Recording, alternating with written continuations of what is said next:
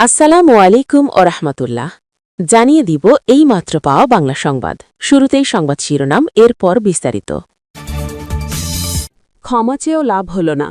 জুলাই যোদ্ধা সুরভির মামলায় তদন্ত কর্মকর্তার বিরুদ্ধে ব্যবস্থা নেয়ার নির্দেশ। বিএনপি প্রতিহিংসার রাজনীতি থেকে দেশকে সঠিক পথে আনতে চায় তারেক রহমান।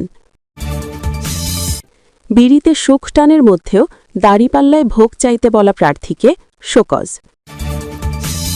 এতক্ষণ শুনছিলেন সংবাদ শিরোনাম, এখন শুনবেন বিস্তারিত।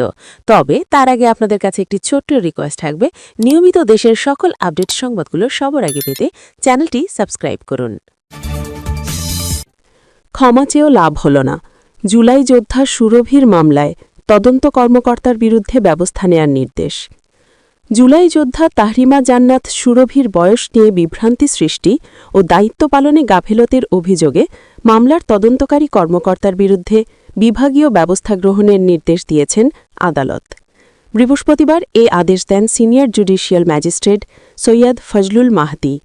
আদালত সূত্রে জানা যায়, গত ৫ জানুয়ারির আদেশ অনুযায়ী তদন্তকারী কর্মকর্তা কারণ দর্শানোর লিখিত জবাবসহ আদালতে হাজির হন এবং আদালতকে জানান ২৫ ডিসেম্বর তারিখে যৌথ বাহিনী আসামিকে গ্রেপ্তার করে টঙ্গী পূর্ব থানায় হেফাজতে রাখে।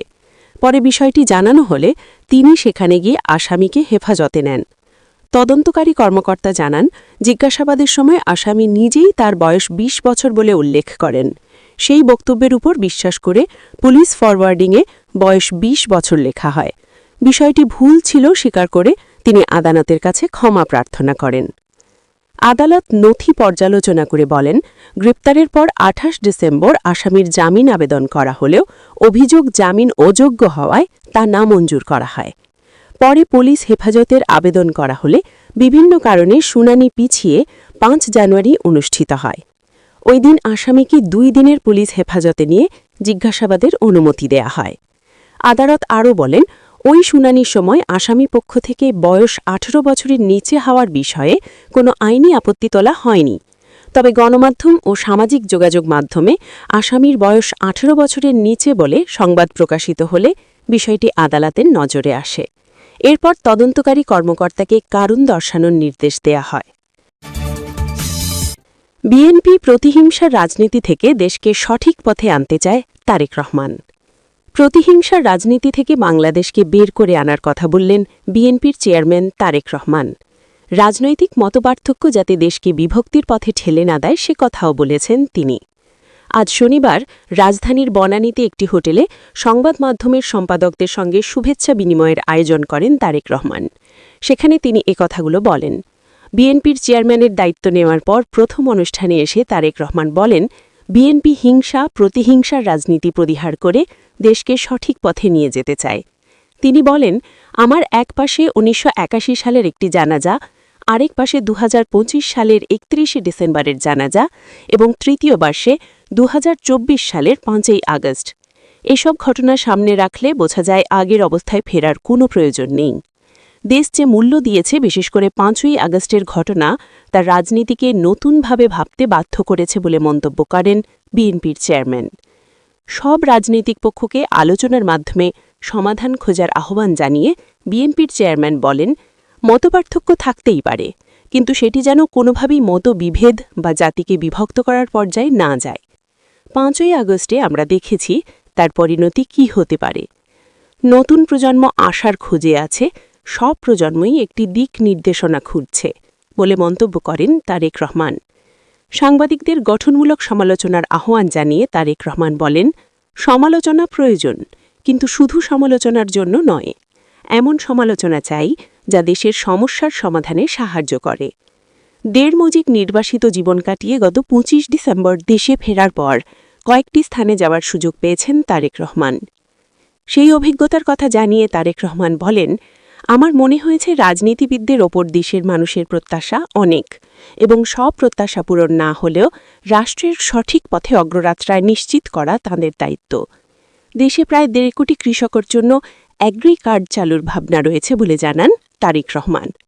তিনি বলেন, যারা ২০ কোটি মানুষের খাবার সংস্থান করছে সেই বিপুল জনগোষ্ঠীর জন্য কোনো ভেন্যু নেই। তাদের সমস্যাগুলো আমাদেরই জানতে হবে। নারী শিক্ষায় মা ও দেশের 3 বারের প্রধানমন্ত্রী প্রয়াত খালেদা জিয়ার ভূমিকার কথা তুলে ধরেন তারেক রহমান। তিনি বলেন, পরবর্তী সরকার গঠন করতে পারলে শিক্ষিত নারীদের অর্থনৈতিকভাবে স্বাবলম্বী করার জন্য ফ্যামিলি কার্ড চালুর পরিকল্পনা রয়েছে বিএনপির। বিড়িতে সুখ টানের মধ্যেও দাঁড়িপাল্লায় ভোট চাইতে বলা প্রার্থীকে শোকজ। ঝালকাঠির রাজাপুরে বিড়িতে সুখ টানের মধ্যেও দাঁড়িপাল্লার দাওয়াত দিলে আল্লাহ মাফ করে দিতে পারে বলা ঝালকাঠি 1 রাজাপুর কাঠালিয়া আসনে জামায়াতের প্রার্থী ফয়জুল হককে কারণ দর্শানোর নোটিশ দেয়া হয়েছে। নির্বাচনী আচরণবিধি লঙ্ঘিত হওয়ার অভিযোগে গতকাল সন্ধ্যায় এ আসনের নির্বাচনী অনুসন্ধান ও বিচারিক কমিটির প্রধান যুগ্ম জেলা দায়রা 2য় আদালতের বিচারক রেজওয়ানা আফরিন এই নোটিশ দিলেন। এই নোটিশে ফয়জুল হকের বিরুদ্ধে নির্বাচনী প্রচারণায় ধর্মীয় অনুভূতিতে আঘাত হানে বা ধর্মকে ব্যবহার করে ভোট চাওয়ার অভিযোগ আনা হয়েছে। এ বিষয়ে 12 জানুয়ারি সোমবার সশরীরে অনুসন্ধান ও বিচারিক কমিটির প্রধানের কার্যালয়ে হাজির হয়ে লিখিত ব্যাখ্যা দিতে বলা হয়েছে। নোটিশে উল্লেখ করা হয়েছে, আপনি ত্রয়োদশ জাতীয় সংসদ নির্বাচন 2026-এর একজন প্রার্থী হওয়ার পরও কমিটির নিকট প্রাপ্ত নির্ভরযোগ্য তথ্য, সংবাদ প্রতিবেদন ও সামাজিক যোগাযোগ মাধ্যমের উপাত্ত পর্যালোচনায় প্রতীয়মান হয় যে গত 7 জানুয়ারি বুধবার রাতে রাজাপুর উপজেলায় অনুষ্ঠিত একটি নির্বাচনী উঠান বৈঠকে আপনি জনসমক্ষে নিম্নরূপ বক্তব্য দেন। আমার ভাই হয়তো কোনোদিনই ইবাদত করার সুযোগ পান নাই, ওই সুখটান দেয়া বিড়ির মধ্যেও যদি সে দাঁড়িপাল্লায় দাওয়াত দিয়ে আল্লাহর দ্বারে কবুল হয়ে যেতে পারে, এমনও হতে পারে পেছনের সব মাফ করে দিয়ে আল্লাহ তাকে ভালো করে দিতে পারে। বক্তব্যতে বিভিন্ন সংবাদ মাধ্যমে কমিটির দৃষ্টিগোচর হয়। নোটিশে বলা হয়, নির্বাচনী প্রচারণায় ধর্মীয় অনুভূতিতে আঘাত হানে বা ধর্মকে ব্যবহার করে ভোট চাওয়া, সংসদ নির্বাচনে রাজনৈতিক দল ও প্রার্থীর আচরণবিধিমালা 2025-এর বিধি 15-র উপবিধি ক এবং সামাজিক যোগাযোগ মাধ্যমে নির্বাচনী স্বার্থ হাসিলের জন্য ধর্মীয় জাতিগত অনুভূতির অপব্যবহার করে বিধি 16-র উপবিধি ইঙ এবং নির্দিষ্ট সময়ের আগে নির্বাচনী প্রচারণা করা বিধির 18-র সুস্পষ্ট লঙ্ঘন। এমতাবস্থল আচরণবিধি লঙ্ঘিত হওয়ার দায়ে ব্যবস্থা নিতে কেন নির্বাচন কমিশনে অনুসন্ধান প্রতিবেদন পাঠানো হবে না, তা 12 জানুয়ারি সশরীরে জেলা জজ আদালতের 2য় তলায় যুগ্ম জেলা জজ 2য় আদালতের বিচারক রেজওয়ানা আফরিনের কার্যালয়ে হাজির হয়ে লিখিত ব্যাখ্যা দিতে বলা হয়েছে। এ বিষয়ে জামায়াতের প্রার্থী ফয়জুল হক প্রথম আলোকে বলেন, আমার বক্তব্যটি মিসলিড করা হয়েছে। একজন সংসদ সম্পদ প্রার্থী হিসেবে সব শ্রেণী পেশার মানুষের উদ্দেশ্যে কথা বলতে হয়। সমাজের দাড়িওয়ালা, দাড়ি ছাড়া বিড়ি বা সিগারেট খান এমন মানুষও আছেন। আমি বিশেষ করে দোকানে বসে বিড়ি খাওয়া মানুষদের উদ্দেশ্যে বলেছি, আপনারা বিড়ি টানতে টানতেই দাড়িপাল্লায় ভোট চাইবেন। আমি আইনের প্রতি শ্রদ্ধাশীল, সঠিক সময়ে নোটিশের জবাব দিতে প্রস্তুত। প্রিয় দর্শক, ভিডিওটি কেমন লেগেছে অবশ্যই কমেন্ট বক্সে জানাবেন। নতুন ভিডিও সবার আগে পেতে চ্যানেলটি সাবস্ক্রাইব করে আমাদের সাথেই থাকবেন। ধন্যবাদ।